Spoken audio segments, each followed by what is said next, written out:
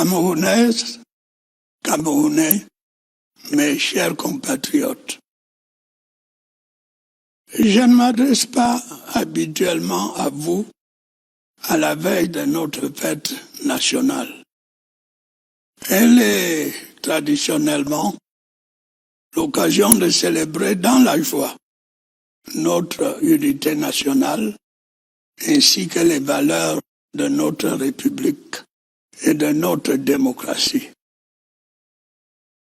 Aujourd'hui, le contexte est différent. Comme la plupart des pays du monde, le Cameroun est atteint par le Covid-19. Notre système de santé est mobilisé pour combattre cette grave maladie. Diverses dispositions annoncées par le Premier ministre ont été prises pour freiner la propagation. Il est impératif que les consignes qui ont été données, port de masque, distanciation physique, lavage fréquent des mains, soient scrupuleusement respectées. Il y va de la santé de tous et de chacun. Dans ces conditions, il n'était pas possible que les festivités qui marquent notre fête nationale soient maintenues, en raison des rassemblements que cela implique. Ce n'est évidemment pas de gaieté de cœur que j'ai dû prendre cette décision. Mais ma préoccupation principale étant la protection de la santé de mes compatriotes, il n'y avait pas d'hésitation possible. La plupart d'entre vous ont bien compris que devant le danger sournois que représente le Covid-19, il convenait de mettre de côté les querelles politiciennes et de présenter un front commun. Certains dirigeants politiques qui n'appartiennent pas à la majorité gouvernementale se sont exprimés dans ce sens. Je les en remercie. Nous avons eu également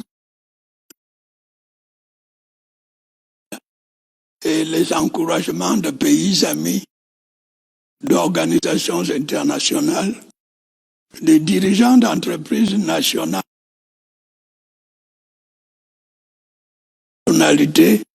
comme M. Jacques Ma de la Fondation Alibaba. Je veux ici les remercier en votre nom.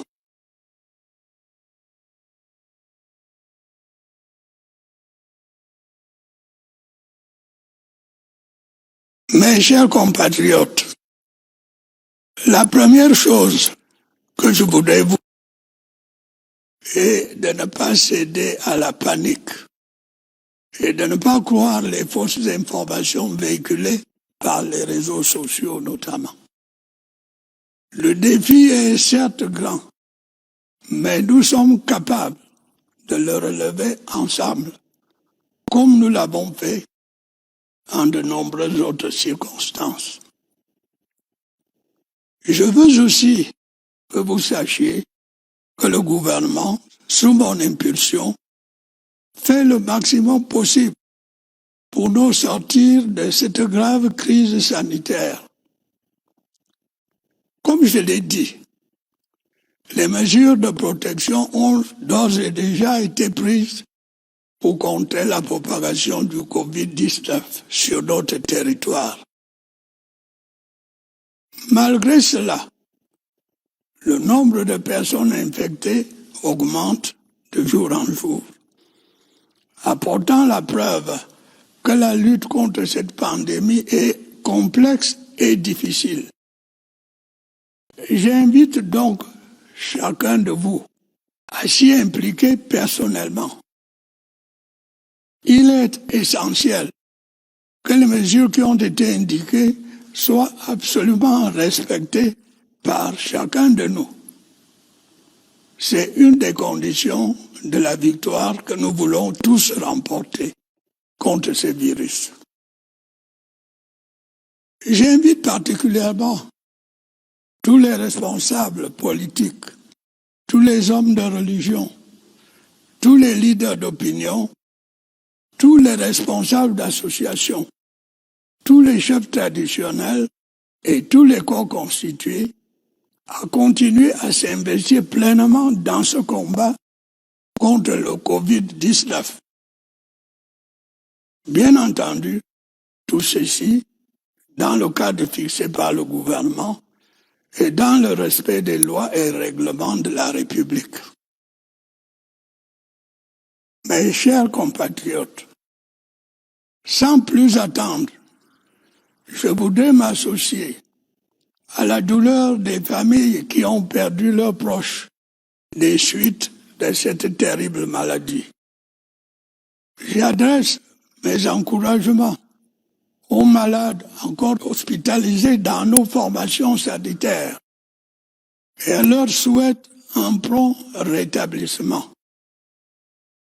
Je demande par ailleurs aux personnes testées positives de respecter scrupuleusement les règles de confinement. Je tiens également à saluer l'extrême courage du corps médical camerounais et de ceux qui l'assistent.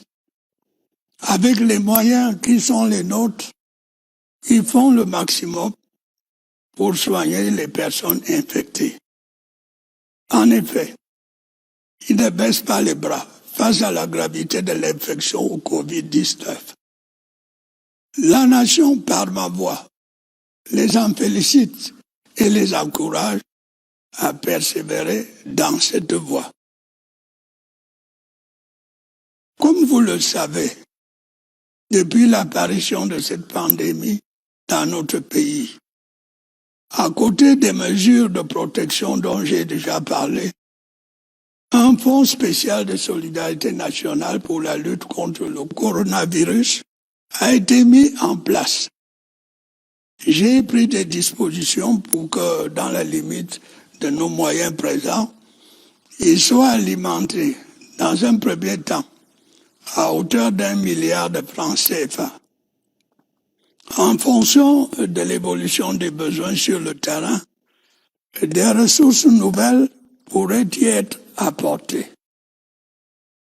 C'est pour moi le lieu de féliciter les concitoyens qui ont déjà versé des contributions. J'invite ceux qui le peuvent à en faire autant. La solidarité nationale l'exige.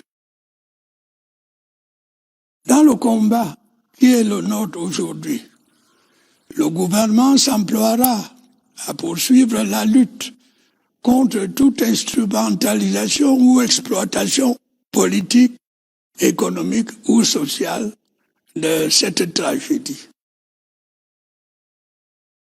Mes chers compatriotes, je voudrais maintenant appeler votre attention sur les conséquences économiques de cette crise sanitaire.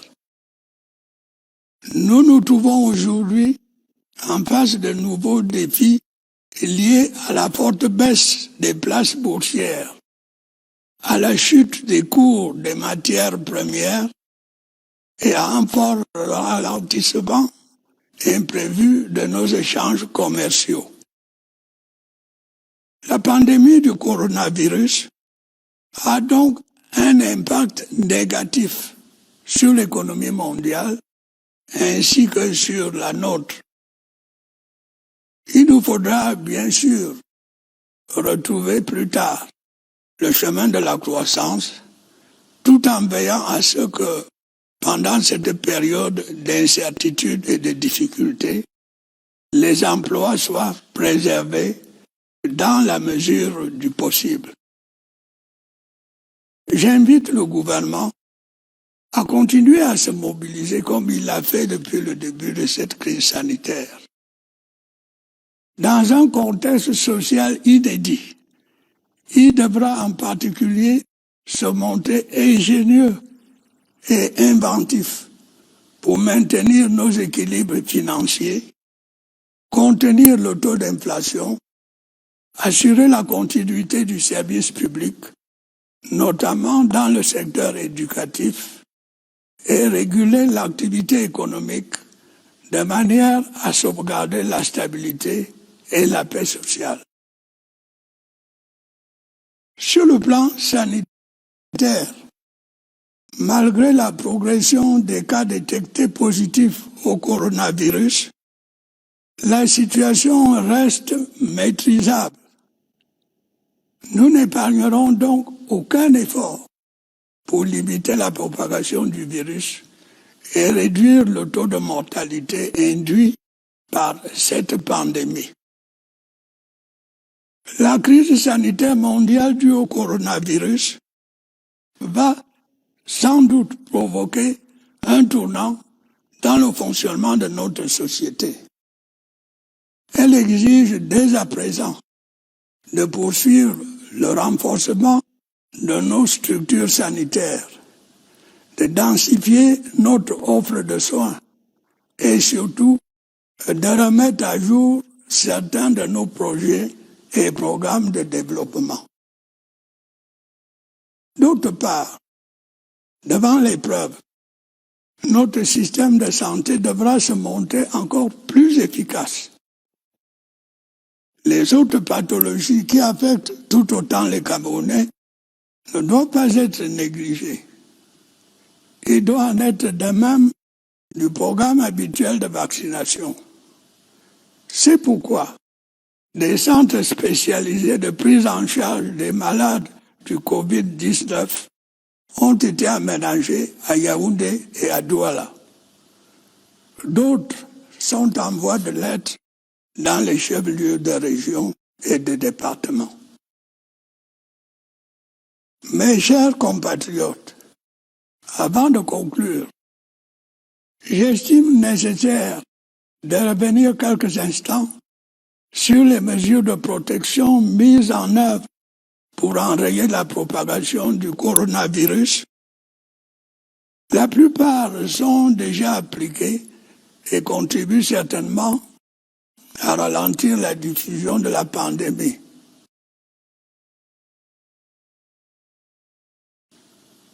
Mais, en considération de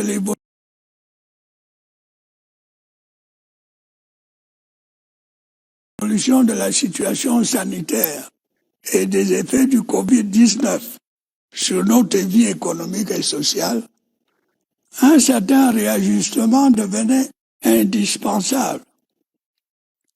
J'ai alors instruit le Premier ministre, qui s'était déjà exprimé à 2 reprises sur ce sujet, de reprendre la parole pour annoncer de nouvelles mesures et en adapter d'autres déjà en application. Ce qu'il a fait le 30 avril avec toute la clarté nécessaire. Sans revenir sur le détail des 19 mesures édictées à la fin du mois dernier, je voudrais en préciser l'esprit. Il s'agissait essentiellement d'atténuer l'impact de la pandémie sur l'économie nationale et sur la vie des ménages les plus fragiles. En tirant les leçons encourageantes de notre stratégie de riposte contre le Covid-19, il a été possible de prendre des mesures d'assouplissement et de soutien au bénéfice des secteurs économiques concernés et des personnes les plus touchées par la pandémie. Ces mesures visent notamment à faciliter la vie sociale et les déplacements des individus, à suspendre le versement de certains impôts, taxes et cotisations, à soutenir les entreprises en difficulté et à relever le niveau des allocations familiales et de certaines pensions. Il va de soi que ces assouplissements ne nous dispensent pas d'observer les gestes barrières visant à limiter la propagation de la pandémie, et en particulier le port du masque dans l'espace public, ainsi que l'interdiction des rassemblements. Je demande donc aux Camerounaises et aux Camerounais de faire confiance au pouvoir public. Le gouvernement est pleinement conscient de la gravité de la situation et est prêt à prendre toutes les mesures nécessaires. Déjà, je peux affirmer ceci. Dès qu'un traitement sera disponible, le nécessaire sera fait pour le mettre à la disposition de nos concitoyens. Avant cela, le port du masque dans l'espace public restera obligatoire jusqu'à nouvel ordre. À cet effet, l'industrie locale doit continuer à s'investir dans la fabrication des masques et des gels hydroalcooliques, dans le strict respect des normes prescrites par le gouvernement et l'OMS. Je sais pouvoir compter, une fois de plus, sur votre patriotisme, votre sens des responsabilités et votre courage, pour qu'ensemble, nous parvenions à vaincre ce fléau qui touche la planète entière. Dans ce cadre, évitons de stigmatiser ceux qui sont atteints par la maladie. Chacun doit se sentir concerné et apporter sa contribution au combat contre la propagation de ce virus. N'oublions pas que la négligence d'une seule personne peut nuire gravement à l'ensemble de la communauté. Ne baissons donc pas la garde. Camerounaises, Camerounais, mes chers compatriotes, vous l'aurez compris, il nous faudra beaucoup d'efforts pour mener la lutte contre le Covid-19, qui peut devenir une menace à la stabilité de nos États. Dans cette période difficile, nous devons rester un peuple uni, solidaire et discipliné. J'en appelle donc à une sorte d'union sacrée de toutes les forces vives de la nation pour combattre la pandémie du coronavirus. Je salue à ce propos une nouvelle fois l'attitude de la quasi-totalité des dirigeants politiques et des autorités religieuses qui ont accepté de se joindre à ce combat national. J'encourage également tous les efforts visant à mettre au point un traitement endogène du Covid-19. Consacrons toutes nos énergies à la lutte contre cet ennemi commun. Vive la République, vive le Cameroun.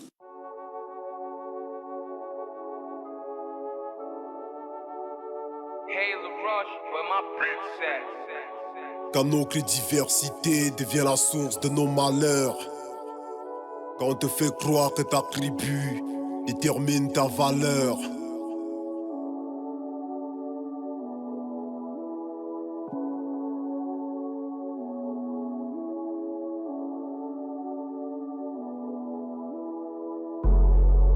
Reçois cette chanson comme cri des détresse, avant que le peu de cœur qui nous reste là disparaisse, avant que les langues et les tribunes nous poussent au génocide et qu'on s'entretue comme chez les Hutus et Tutsis.